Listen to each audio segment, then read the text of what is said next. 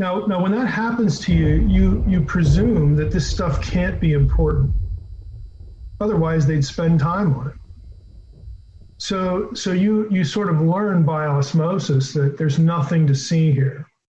And it wasn't until I was a doctoral student when, like I described in the book, I got provoked by in a good way, by a guy who was in the doctoral program with me. We were sitting in church, and I don't remember what we were talking about, but the way the conversation ended was life-changing, because he handed me his Hebrew Bible and said, you need to read Psalm 82 in Hebrew. And so I did. It wasn't difficult. Elohim, which is a word most of your listeners will know. It's a term for God. But Elohim, Nitzav Ba'adat El, Elohim, capital G-O-D. It's one individual there, because of Nitzav is a singular participle form.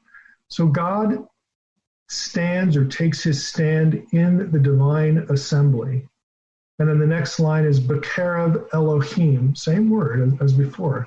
B'kerev Elohim Yishpot, in the midst of the gods, in the midst of the Elohim, he, the first one, passes judgment.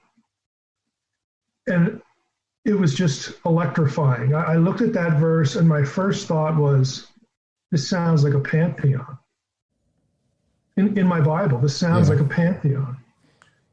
And, I don't remember what the sermon was about. I don't remember anything. I mean, but I had to, how could I get this far and never have seen that before? Not only in my own reading, but just running into it somewhere, in a commentary, in a journal article, somewhere. No, never. And I had the same thing happen with the Deuteronomy 32:8 and 9 passage. And the issue there was our English translations did not incorporate the Dead Sea Scrolls. It's the oldest, textual evidence we have for the Hebrew Bible. If you go to Deuteronomy 32:8, it's about the Tower of Babel incident, but it gives you a detail that Genesis 11 doesn't. It says, when the Most High divided up the nations, when he fixed their borders, their boundaries, okay? And when we know this is not a brain teaser, we know who the Most High is, we know when this happened, it's the Tower of Babel in it. But when he did that, he divided them up, he divided the nations, humanity up in, according to the number of the sons of God. But Israel is Yahweh's portion, Jacob is his allotted inheritance, his heritage. And so what that means is that the Tower of Babel episode is the explanation in the Old Testament for where the other gods come from, the gods of the nations.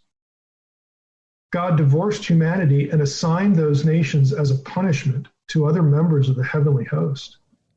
And we know from Psalm 82, if you keep reading the psalm, which is where it all started for me, Psalm 82, verse 1, but if you read the whole psalm, it's God just ripping into these other gods, because they sow chaos among among the nations. God isn't interested in having humanity destroyed. I mean, yes, he's punishing them at Babel and setting them aside. He's divorcing them. He's going to call Abraham in the very next chapter in the flow of biblical history, and then start over again with the mission plan to restore Eden, to have his own human family on earth. He's going to start over with Israel. But that doesn't mean that the other ones are just there for destruction, because when God calls Abraham, he makes a covenant with him and says it's going to be through you and your seed, your offspring, that all these other nations that I just divorced are ultimately going to be blessed. So God wants them treated well. He wants them treated according to his character. But instead, in Psalm 82, we have the gods of the nations. And at the end of the psalm, the psalmist says, cries out, "Rise up, O God, and take back the nations." Well, it's going to happen at some point, because God tells the other gods that, you're all gods. This is verse 6, all of you, but you're going to die like men. And so I've got all these passages that I had never, these are foundational passages, because, in Unseen Realm, I talk about what I've now come to call the divine council worldview and the Deuteronomy 32 worldview.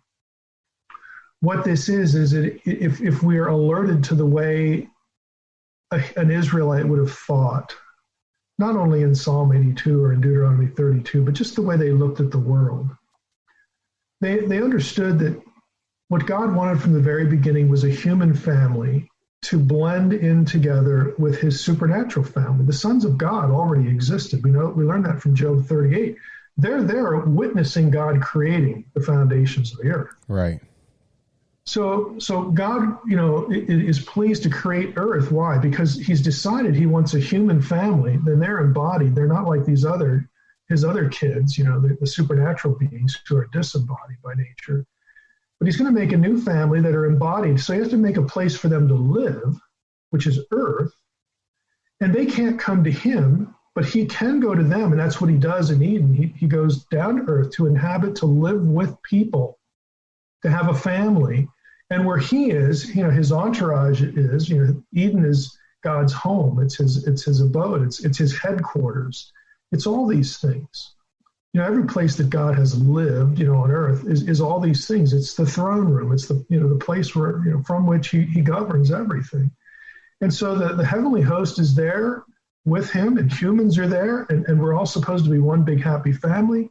He creates humanity as his imagers, his proxies, his representatives, just like he did with them. That's why the plural language is there in Genesis 1:26. And when God actually creates humans, it's singular, but there's both plural and singular. Why? It's because we have the same creator. Somehow we and them are like God. We have the same Father and Creator. And the answer to that, like I discussed in Unseen Realm, is that God has created us to be his children and his partners on earth, okay, in this realm, to do what he wants done and to enjoy his creation, to enjoy him. And he created them to do the same thing in the spiritual world. So there's a symbiotic relationship going on. We know what happens to it. It all blows up. But this is God's intent. This is what he wants. And what that means is that the heavenly world, the unseen realm, is actually in biblical thinking a template for how God looks at his human family.